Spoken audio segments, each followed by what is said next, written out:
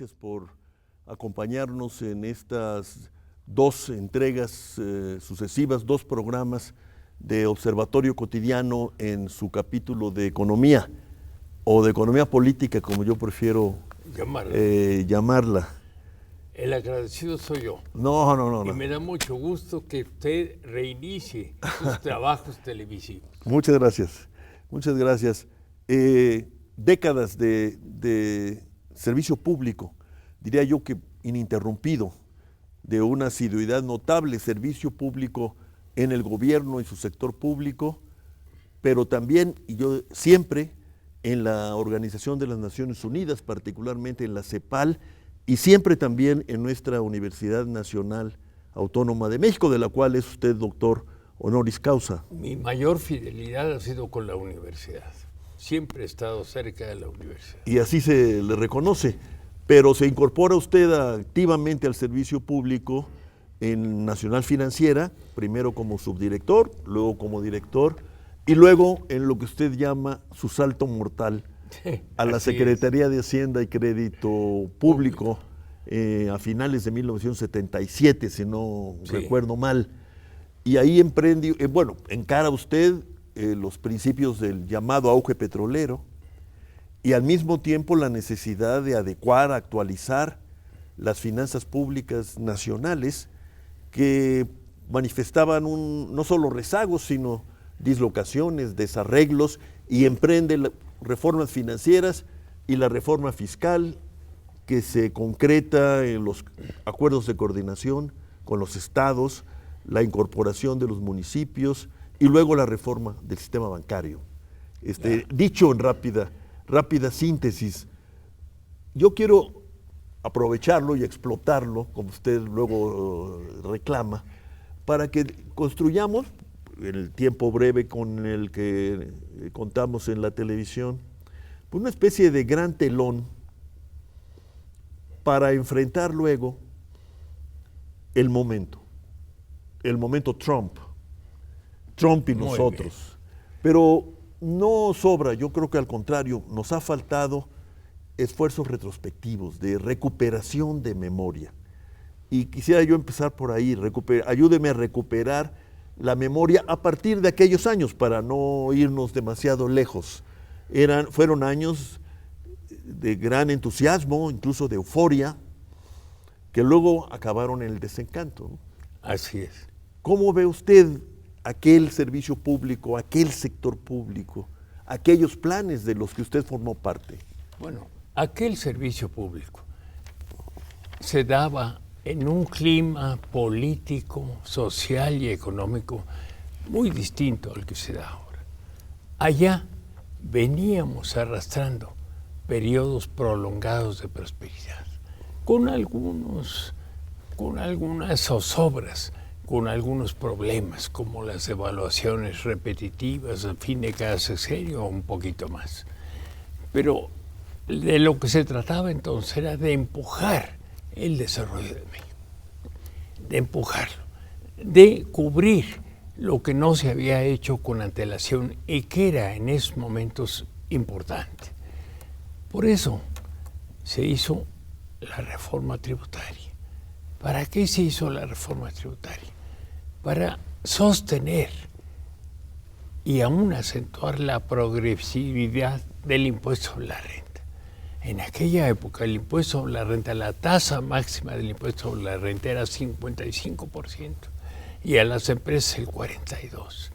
Después, desafortunadamente, cuando nosotros empezamos a importar, no a generar reformas, bajamos esa progresividad. Para ser competitivos, se decía. Es que para ser competitivos. Y para poner a los sistemas fiscales del mundo en desarrollo en competencia, a ver quién bajaba más.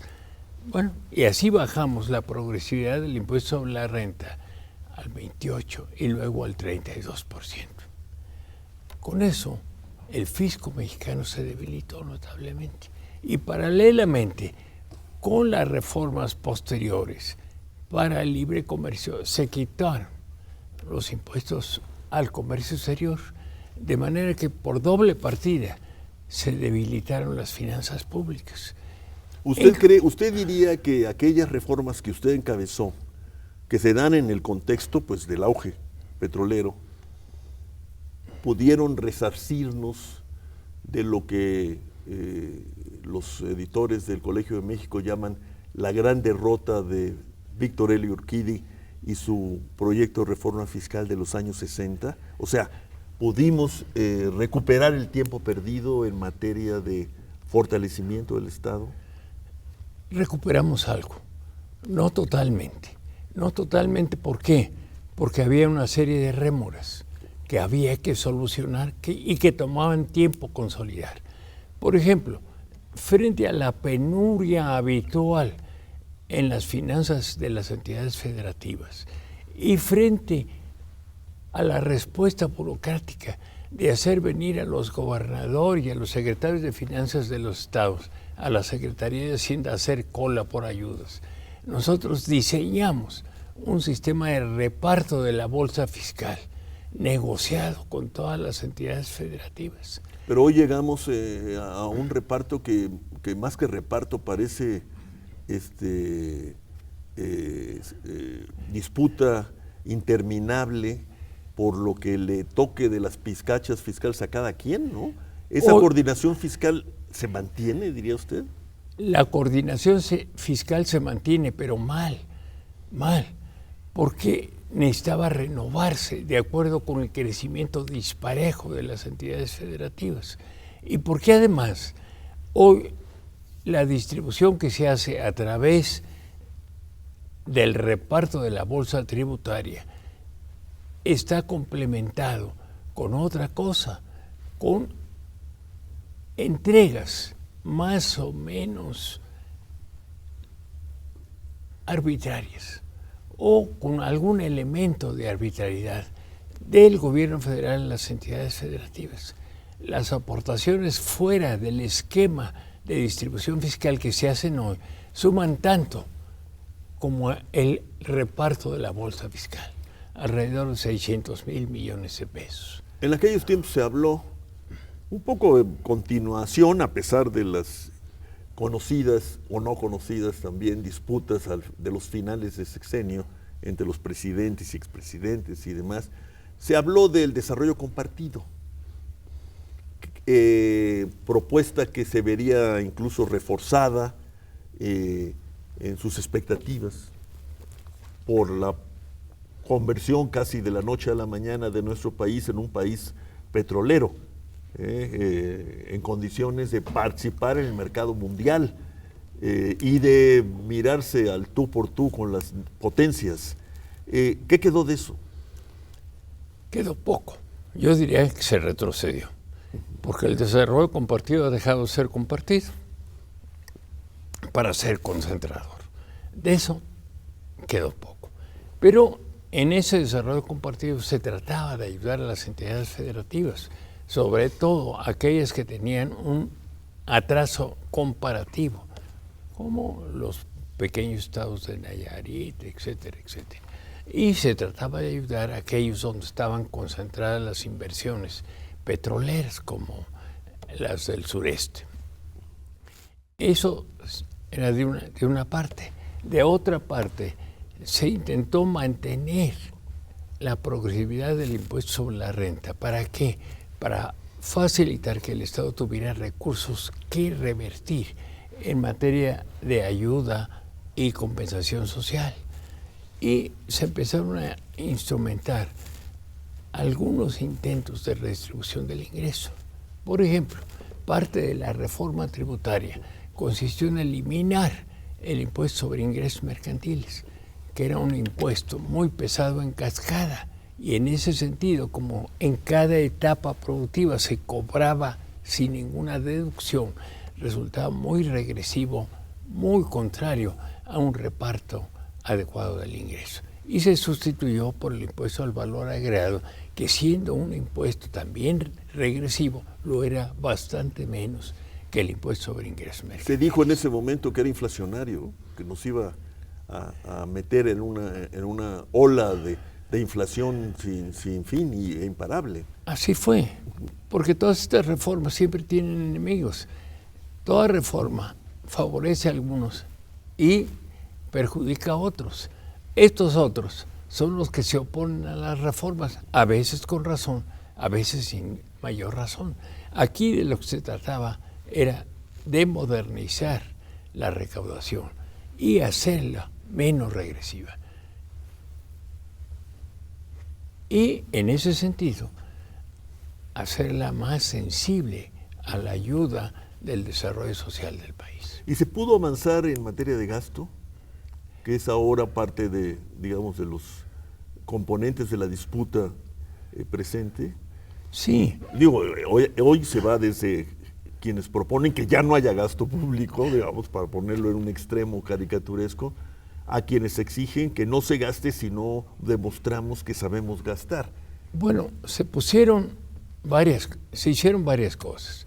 Una primera cosa fue someter a todas las entidades públicas al escrutinio de una oficina de la Secretaría de Hacienda para reducir el mal gasto y reducir sobre todo la corrupción. Y eso fue importante, aunque enfrentó oposición. Había entidades gubernamentales que nunca habían sido sometidas a auditorías, o de otros poderes que no habían sido sometidos a auditorías. Yo recuerdo las resistencias, por ejemplo, de la propia Suprema Corte de Justicia. Ahí lo establecimos. Parece que se quedan algunas herencias en esa materia hasta el momento. Vamos a una pausa y continuamos. ¿Cómo no?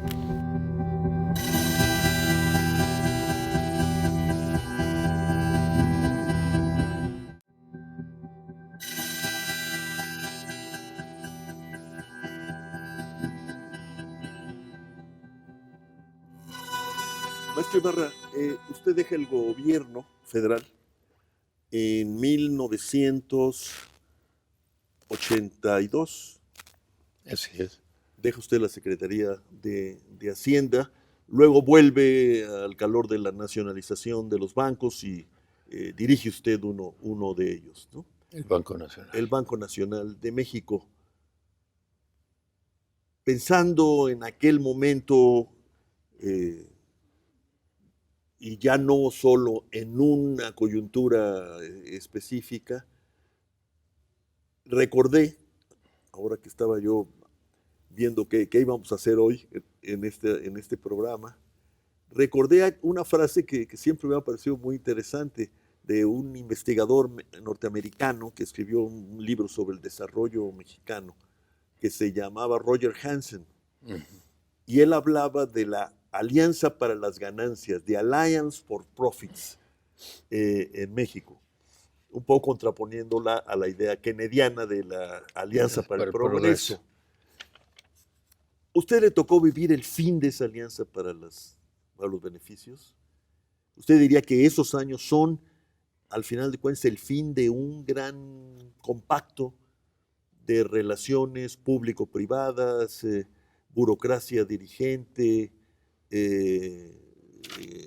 plutócratas y banqueros y empresarios enriquecidos, que el presidente López Portillo trató de recuperar al calor del auge, precisamente ofreciendo una nueva distribución de las ganancias? Pero luego vino la crisis. De hecho, empezó en 82 y se extendió por prácticamente una década, lo que se ha dado a llamar la década perdida. Empezó ahí a crujir, a hacer agua el esquema de economía mixta que habían imaginado, o por lo menos bien descrito, el licenciado Ortiz Mena y el licenciado Salinas Lozano. Me acuerdo cuando en los 60 le responden a los empresarios que le reclaman al presidente López Mateos por cuál rumbo nos quiere llevar.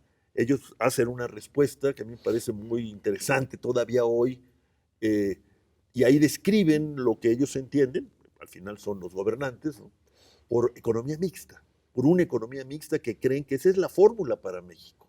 ¿Diría usted que eso empezó a cambiar, a mudar? Sí, empezó a resquebrajarse. ¿Y por qué? Yo creo que se dieron por lo menos tres elementos. Uno, un cambio radical en la ideología que alimenta el orden económico internacional. Empieza a surgir con fuerza no el liberalismo respetuoso de la soberanía popular, sino el neoliberalismo que quiere eliminar al Estado de los asuntos económicos, de los asuntos sociales, y que quiere atribuir al mercado todas esas funciones, esperando que la eficiencia, la productividad produzcan automáticamente desarrollo y no se necesite del Estado. ¿Usted diría que eso lo importamos o lo gestamos Lo o nos importamos. unimos a esta nueva Lo configuración? importamos con una enorme presión. Y luego, junto con ello, venía uno de sus elementos, abrir los mercados. Abrir los mercados. Y hay que recordar que México tenía una estrategia de sustitución de importaciones, de industrialización interna. La palabra sustitución de importaciones es ya mala palabra, pero la política industrial hoy se está poniendo de nuevo de moda. Ahí está el plan de industrialización de Inglaterra. Así es, ¿sí? Que acaban de lanzar al público. Y las pretensiones del señor Trump. Bueno. Que quieren también industrialización. Bueno, también. La vuelta a la industrialización. La vuelta a la industrialización. Entonces tenemos ahí un primer elemento. Un segundo elemento. Tuvimos una crisis cambiaria en 1982 que complicó terriblemente las cosas internas. Y tuvimos adicionalmente la primera crisis en los precios del petróleo. Entonces, esos tres elementos, más la sucesión presidencial en México, motivaron que se perdiera el rumbo. A esto se añade otra cosa, la brutal elevación de las tasas de interés que se instrumenta en los Estados Unidos y que en buena medida provoca que toda América Latina, no solo México, empiece de inicio a la década perdida. Empiece a no poder pagar su deuda externa. A no poder pagar sus deudas. Por una decisión de política del señor Volcker en los Estados Unidos. Que a su vez obedecía una instrucción del presidente Reagan de acabar con la inflación. Sí, ¿no? De acabar con la inflación y de forzar a los países a abrir sus mercados. Ajá. Esos tres elementos se juntan con errores propios de la administración. Tampoco la voy a poner como alma completamente pura. Para provocar la crisis en los años 80 en México y incorporarnos a la década perdida de toda América Latina. Usted, luego solíamos hablar, y ahora lo volvimos a hacer viendo el auge de materias primas del Cono Sur, que la clave no era, el problema no era tanto exportar materias primas, o en nuestro caso exportar petróleo crudo, extraerlo en grandes cantidades. La cuestión estaba en nuestra capacidad para, entre comillas, decíamos, sembrar la renta petrolera o sembrar la renta del auge de las materias primas.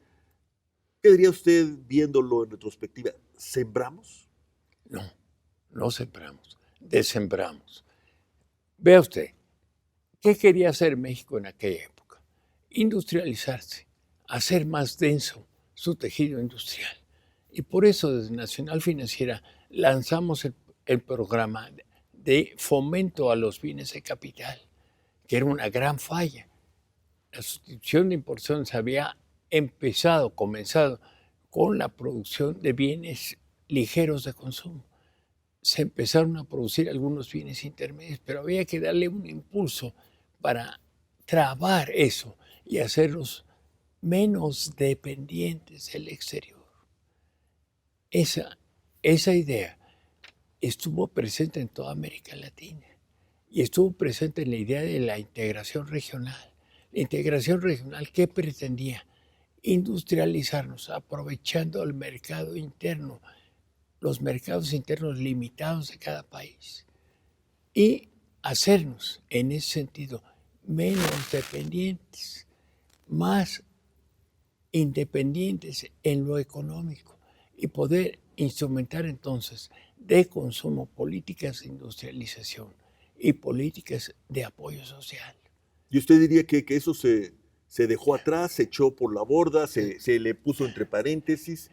Eso se echó para atrás cuando se admite que el mercado es más eficiente, que resuelve mejor esos problemas y que hay que eliminar el Estado, que hay que privatizar las empresas públicas, que hay que construir bancos centrales con funciones económicas centrales, pero independientes de los gobiernos. Esa política de fomento industrial le echamos por la borda. Vea, nuestro Banco Central era un banco singular. Lo mismo era Banco Central que Banco de Fomento, porque tenía una serie de instrumentos. Ahí se creó el turismo. Fonatur, ¿verdad? Fonatur, Infratur, etcétera, etcétera, del cual hoy vivimos. Se creó, por ejemplo, Cancún, Iztapa, etcétera. ¿Por qué? Porque había una política de fomento y eran fideicomisos del Banco Central. El fideicomiso de equipamiento industrial, que después el famoso FONEI. El FONEI, ahí estaba. Bueno, entonces el Banco Central apoyaba a la banca de desarrollo para hacer qué cosas.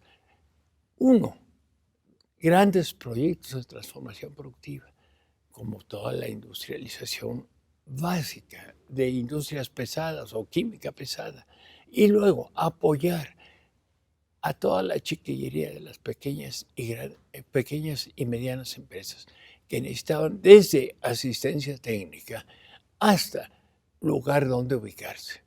Entonces, todo eso, toda esa política de fomento industrial que un poco explica las tasas de desarrollo grandes que tuvimos en la época, se echó por la borda. Se pensó, quizás con razón, que el mercado sería más que suficiente para resolver. Pero usted no piensa que con razón, si recordamos que su libro más reciente que está en el horno, en el Fondo de Cultura Económica, se llama Mercados Abiertos y Pactos Sociales, democracia arrinconada. Claro, claro. Yo pienso que la solución anterior tenía una serie de premisas que impulsaban el progreso nacional y resguardaban una distribución del ingreso que incorporase a muchos sectores productivos y a mucha mano de obra a la economía moderna.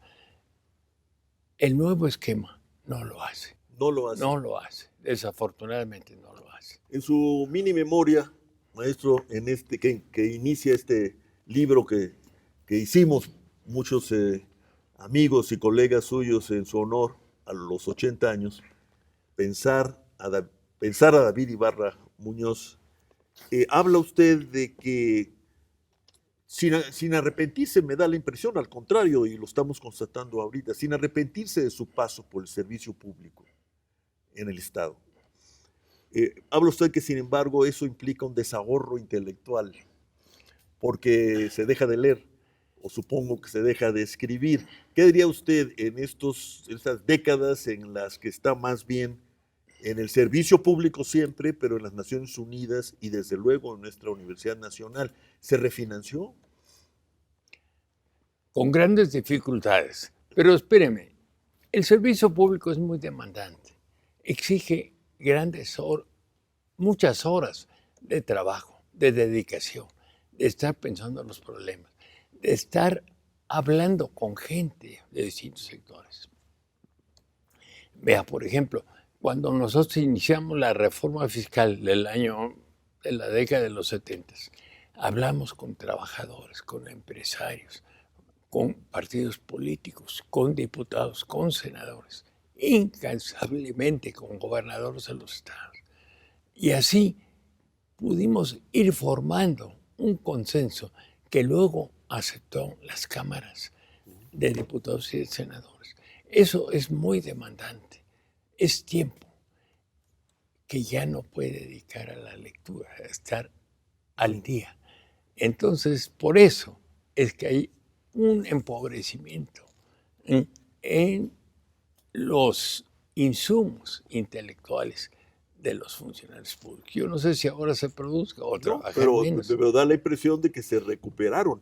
Se superó ese empobrecimiento una vez que usted se dedicó más que tiempo completo a la lectura y a la escritura. Vamos a seguir hablando de eso, maestro, en nuestro próximo programa. Muy bien. Muchas gracias. Buenas Gracias a noches. ustedes. Buenas noches. Buenas noches.